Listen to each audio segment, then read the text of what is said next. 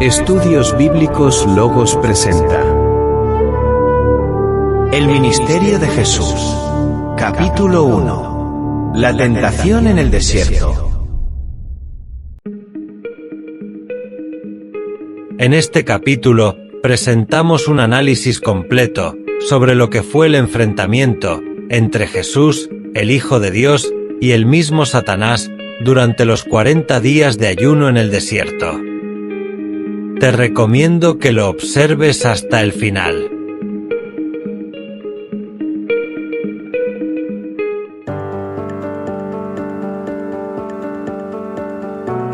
En el año 29 de nuestra era, las provincias hebreas estaban gobernadas de la siguiente manera.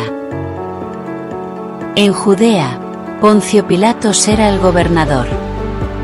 Algunos le dicen prefecto, y otros le llaman procuradores. En la Biblia se le llama gobernador. Pero en unas excavaciones, en el año 1961, llevadas a cabo por arqueólogos italianos, en Cesarea, fue descubierta una piedra, donde se lee claramente la palabra prefecto. Luego de la destitución de Herodes Arquelao, como etnarca de Judea y Samaria, esta provincia pasó a ser un anexo de Siria, bajo el mando del cónsul de esta provincia, quien era el que disponía de sus gobernantes. En Galilea y Perea, seguía gobernando Herodes Antipas, al igual que su hermano Felipe lo hacía en Iturea y Traconite, y ambos llevaban 30 años gobernando como tetrarcas. El templo estaba bajo el sacerdocio de Caifás, quien ejercería este oficio desde el año 18 hasta el 36, cuando sería destituido por Vitelio, cónsul de Siria. Jesús había acudido a Jerusalén a finales de ese año 29, para celebrar la fiesta de los tabernáculos, y contaba ya los 30 años de edad. Al menos así nos los describe Lucas. Exactamente nos dice que Jesús era como de 30 años. Y de seguro esta información la obtuvo de su madre María. ¿Por qué Lucas nos dice que era como de 30 años? La respuesta es, porque no estaba tan seguro si ya Jesús los había cumplido, o estaba por cumplirlos. Uno de los puntos que debemos tener presente, y que resulta importante destacar, es acerca del idioma que habló Jesús durante su ministerio. Jesús conocía perfectamente su idioma nativo, el cual es el hebreo, pero utilizaba el arameo, ya que era más cotidiano en las regiones de la Palestina de esos tiempos. Luego de ser bautizado a principios de octubre, y antes del día de la expiación, y las fiestas de los tabernáculos, Jesús fue movido por el Espíritu Santo, hacia el desierto de Judea. Muchos se preguntarán, ¿cuál era el propósito de este viaje? Estando en la carne, Jesús tenía que santificarse como todo ser humano, afligiendo su cuerpo para agradar a su Padre que le había enviado. Y haciendo un reflejo del pueblo de Israel, se internó en el desierto por 40 días y 40 noches, un día por cada año que Israel sufrió en el desierto. Es por eso que Jesús no celebró la fiesta en Jerusalén, sino que el Espíritu lo movió al desierto. En todo ese tiempo, Jesús no probó comida, y solo 3 de los 4 evangelistas nos escriben acerca de este viaje de Jesús hacia el desierto, quedando ignorado este hecho solo en el Evangelio de Juan.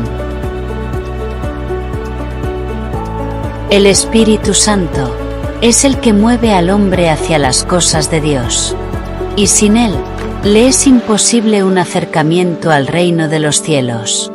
ya que su cuerpo está bajo la influencia de su propio espíritu, y éste a su vez, a los deseos de la carne. Jesús, lo que quiso hacer también luego de ser bautizado, fue buscar la comunión de su Padre, ayunando para poder purificar su cuerpo.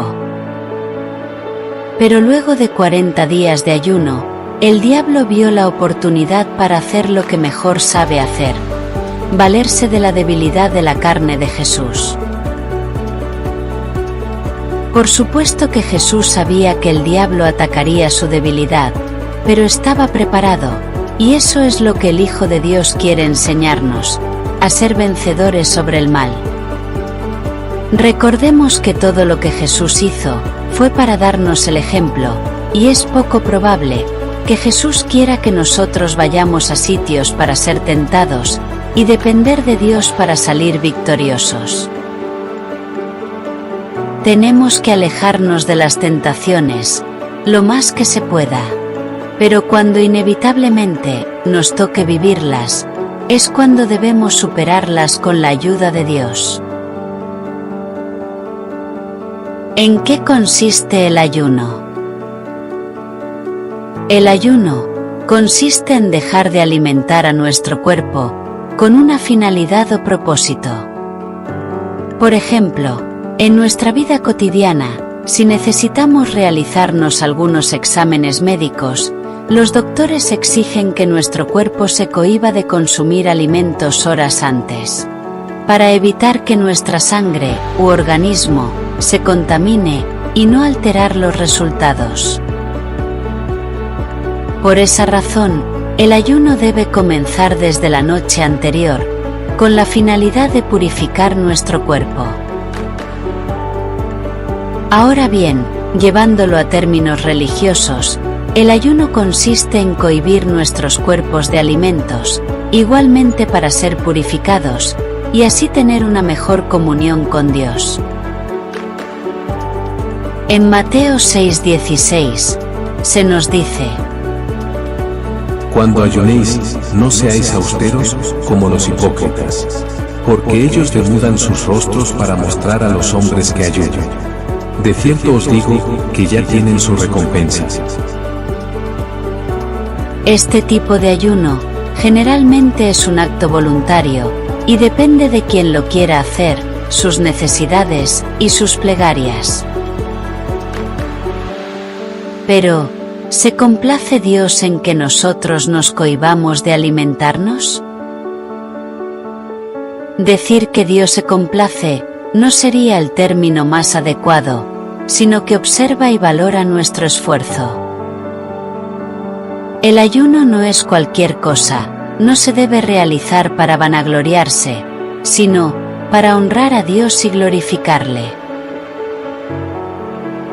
Existen casos donde el ayuno se extiende por muchos días, pero no juegue con las necesidades de su cuerpo, hágalo, siempre y cuando sea impulsado por el Espíritu Santo, como lo hizo Jesús.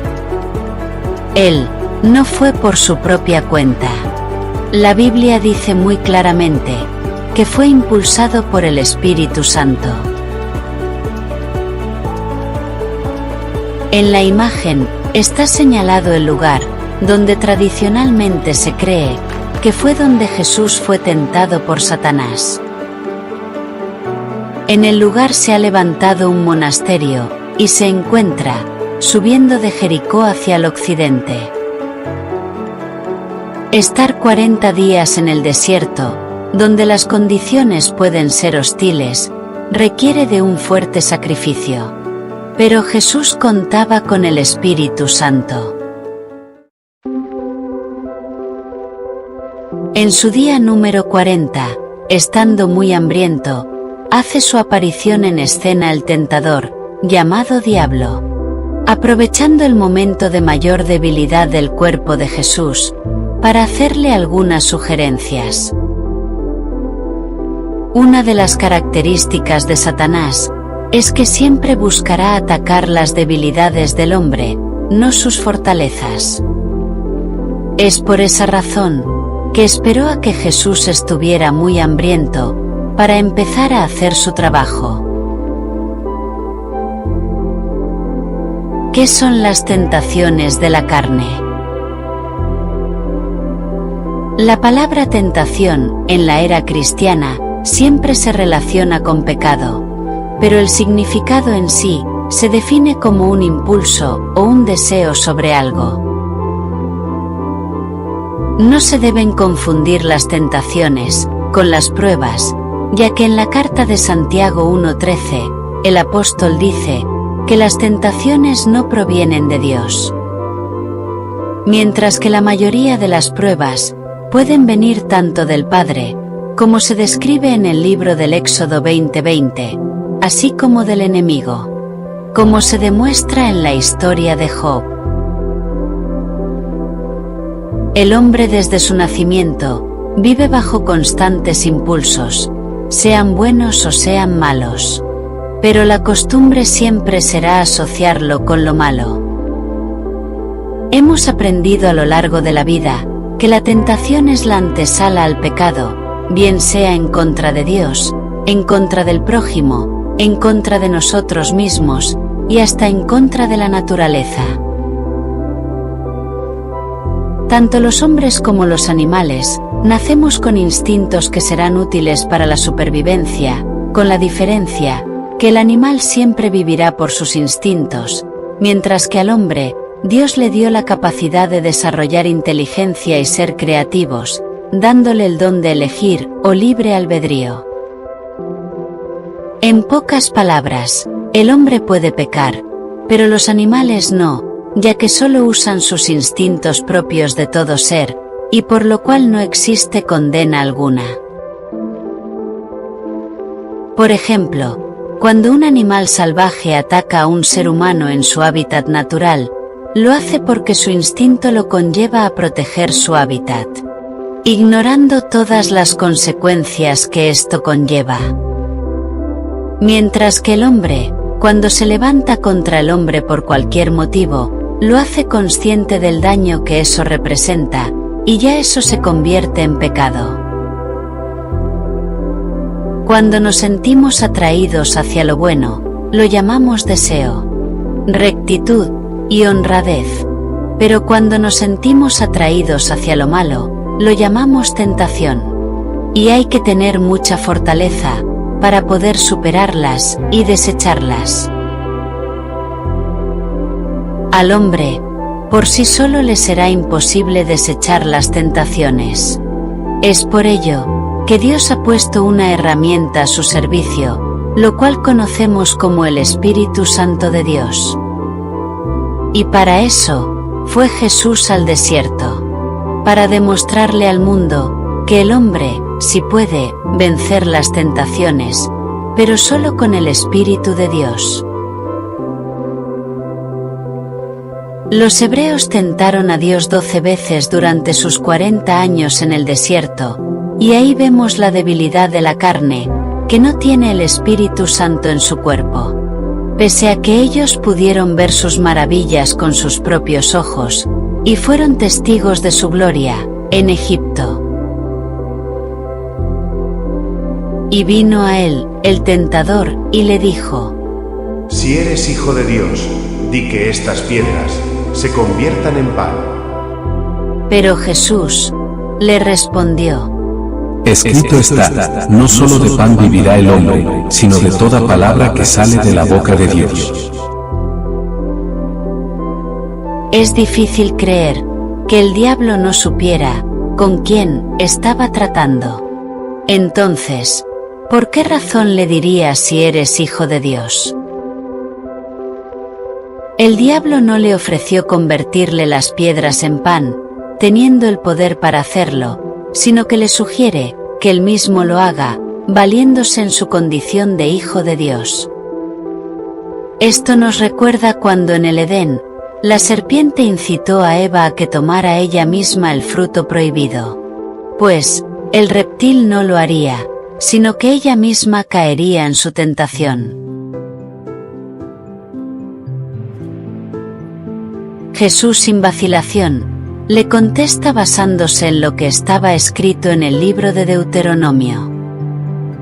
Uno de los libros inspirados en los escritos de Moisés. Este es un pasaje donde Moisés se dirigió al pueblo de Israel para recordarle que, durante sus 40 años en el desierto, cuando se sintieron hambrientos, Dios les proveyó de un maná, caído directamente del cielo, que sustituyó al pan. Como ya lo había mencionado antes, que Jesús tuviera 40 días en el desierto no fue una casualidad, sino que, así como los israelitas tuvieron la misma cantidad de años en el desierto, Jesús hizo igual, solo que un día por año. Recordemos que el nuevo plan de salvación es una transcripción de lo mismo que hizo Jehová con el pueblo de Israel cuando lo sacó de Egipto. Solo que ahora, Jehová va a sacar su pueblo escogido de la esclavitud del pecado, para llevarlos a un nuevo reino celestial.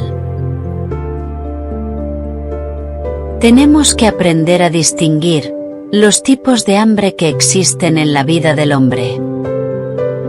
En primer lugar, tenemos el hambre corporal, que es el que procede de nuestro cuerpo, el cual requiere de alimentos, como una de las necesidades para la vida, interpuestas por el mismo Creador. Generalmente, se suele alimentar al cuerpo 3 veces al día: el desayuno, el almuerzo y la cena. En segundo lugar, tenemos el hambre espiritual, que es la necesidad que tenemos de poseer un Dios en quien creer, como nuestro Padre Creador del todo por el todo.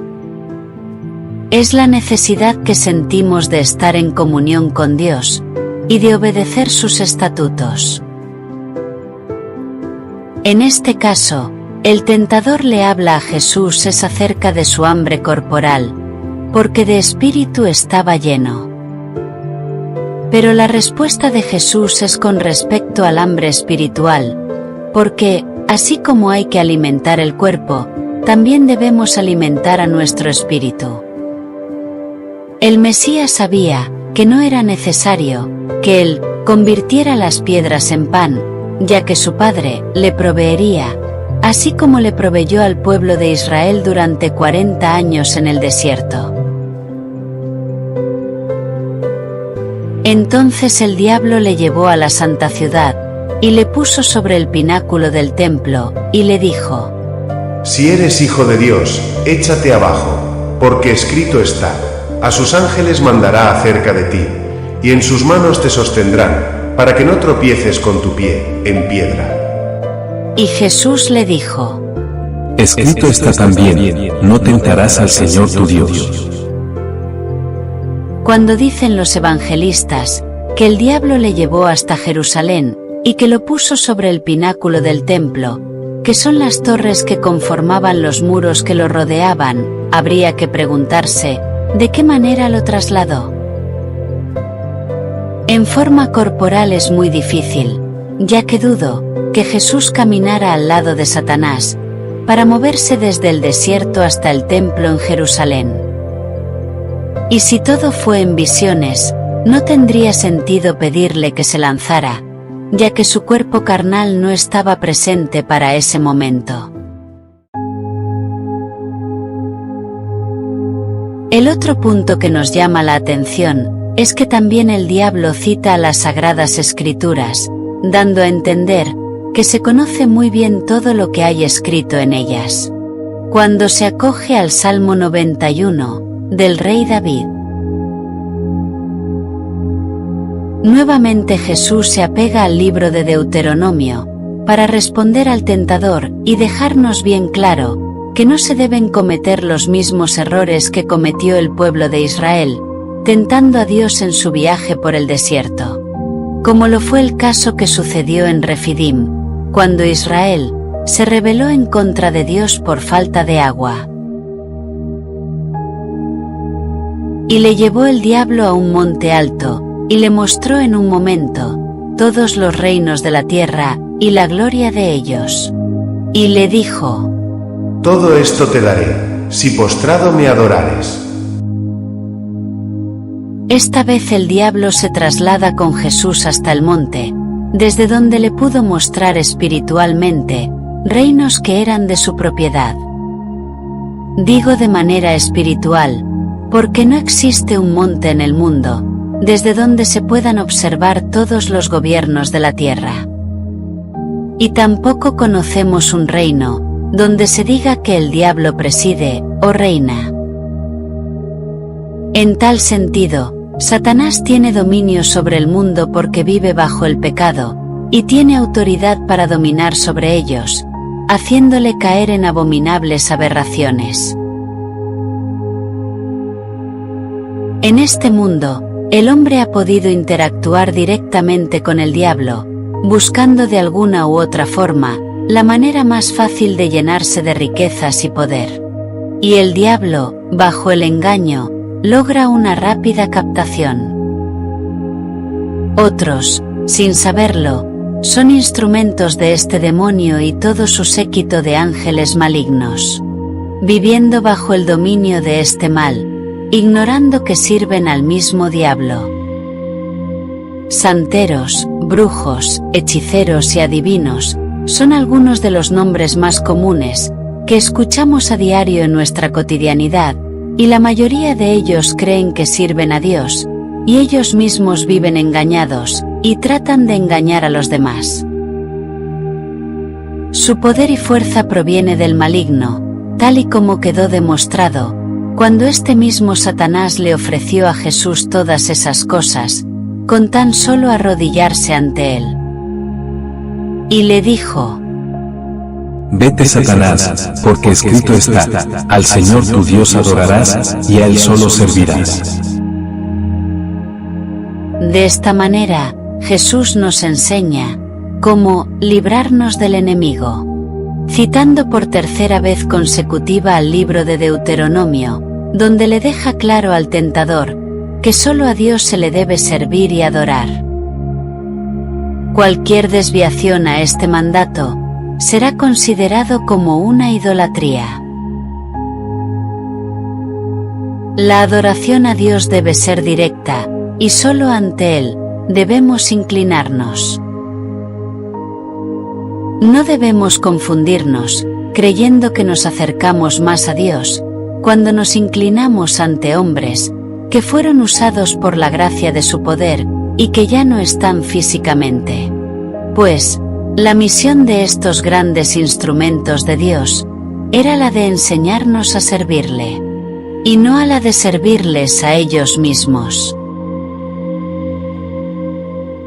En la actualidad, la adoración a Jehová ha sido desviada, para adorar a sus profetas, a sus jueces, a sus ángeles, o a sus apóstoles, cometiendo un grave error, ya que estos señores nos enseñaron el camino para llegar a Dios, y no para constituirse dioses ellos mismos.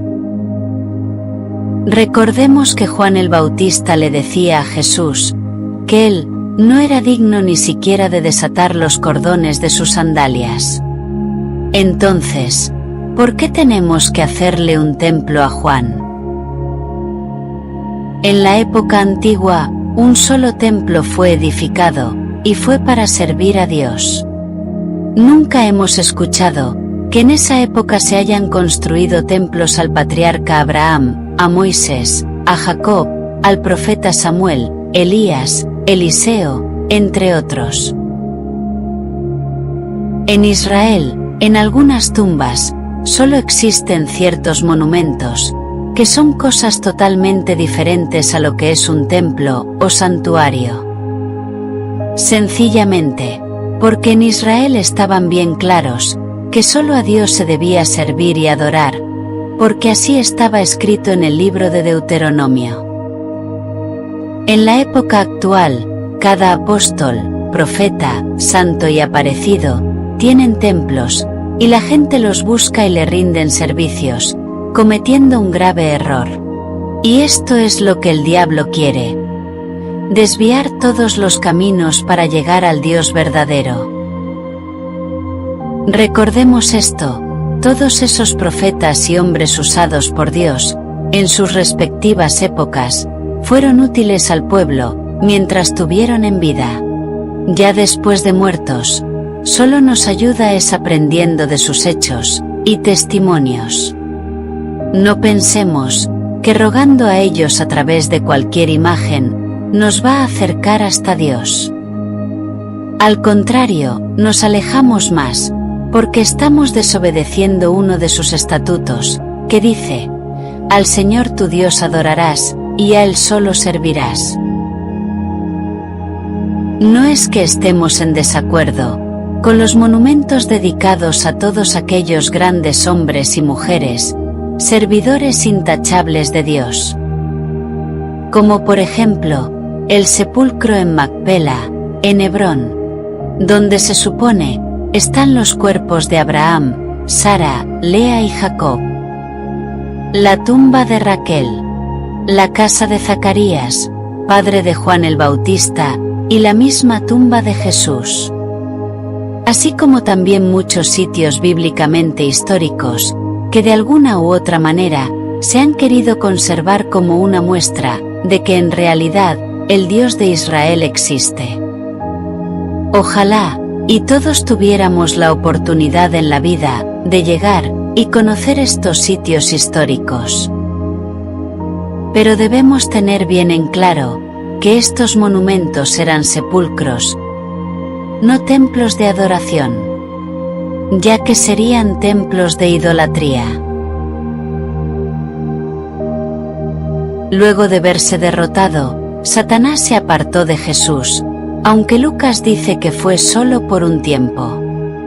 Y eso significa que más adelante nuevamente lo atacaría de otra manera, porque para eso vive el enemigo, para poner trabas durante toda la vida del ser humano. Satanás intentó de tres maneras distintas confundir a Jesús. Primero, atacó directamente su debilidad corporal, ante la necesidad de alimentos. Segundo, se fijó en la ansiedad de riquezas, poder y gloria de todo hombre, poniéndola a sus pies. A través de este engaño, había hecho caer a legiones de ángeles. Y por último, atacó la debilidad del cuerpo, la de probar a Dios, colocando en duda su palabra.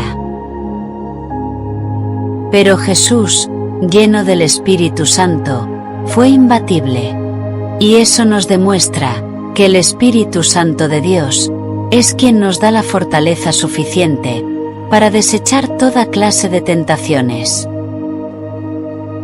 Estos textos sirven para demostrarnos que Dios nunca abandonará a su pueblo en sus debilidades más comunes. Cuando Mateo dice que los ángeles servían a Jesús, es porque le dieron de comer y beber. Lo protegieron del frío y de las bestias del monte. No hubo necesidad de poner a prueba el poder de Dios, que es lo mismo que tentarlo. Solo confiar en Él, y así, como suplió al pueblo de Israel durante 40 años en el desierto, lo mismo hizo con su Hijo Jesús, en el desierto de Judá. Tenemos que saber diferenciar las palabras pedir y tentar. Porque todos tenemos el derecho de pedir a Dios. Pero, ¿sabemos cómo hacerlo? Pedir a Dios no es un pecado. De hecho, el instinto humano conlleva al hombre siempre a pedirle en los momentos difíciles. Hay un refrán muy popular que dice que nos acordamos de Dios solo cuando tenemos el agua hasta el cuello, y es una cruel realidad. Todos los días del mundo pedimos a Dios por cualquier cosa. Cuando nos sentimos enfermos, cuando tenemos hambre, cuando tenemos sed, cuando nos sentimos amenazados, siempre alzamos nuestra mirada al cielo buscando de su ayuda, y muy pocos se dignan a darle gracias cuando están en situaciones de pruebas.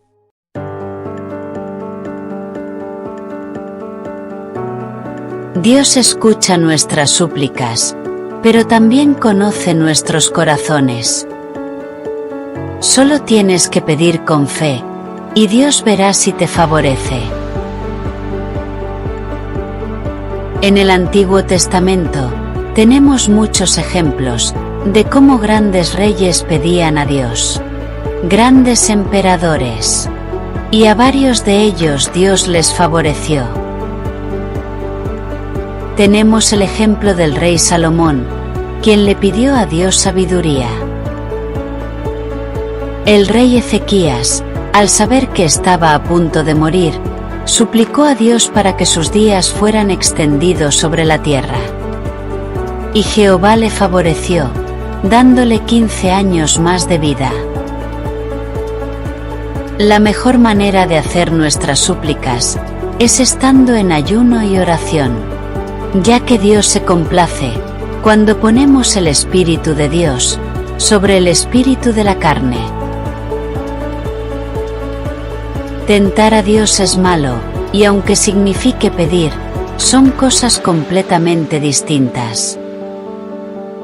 Tentar a Dios es ponerlo a prueba, como el que dice, creeré en Dios, solo si me provee lo que le pido. En Génesis 28, 20 y 21, se nos presenta el caso de Jacob, quien puso condiciones para aceptar y servir a Jehová al principio de su caminata. Pero, ¿qué hubiera pasado si Dios le hubiera fallado a Jacob, al menos, en uno de los 5 puntos descritos como parte de un acuerdo para aceptar que Jehová fuera su Dios? Por supuesto que la mentalidad de Jacob, para ese tiempo, era como la de un niño, quien apenas comenzaba a tratar con Jehová de manera directa, y que Dios se encargaría de corregirlo para poder continuar con la promesa hecha a Abraham, la de levantarle una nación. Jacob no tuvo que esperar 20 años para empezar a tomar a Jehová como su Dios, ya que luego de este pacto, hecho en Betel, comenzó a servir fervientemente a Dios. Nuestra posición actual es que debemos servir a Dios por encima de cualquier condición en la que nos encontremos, sin esperar que nos favorezca primero. El pueblo de Israel tentó a Dios 12 veces en el desierto, y eso le costó la vida, ya que perecieron sin ver la tierra prometida. Tengamos cuidado a la hora de pedir a Dios, no vaya a ser que estemos tentando y poniendo a prueba su infinito poder.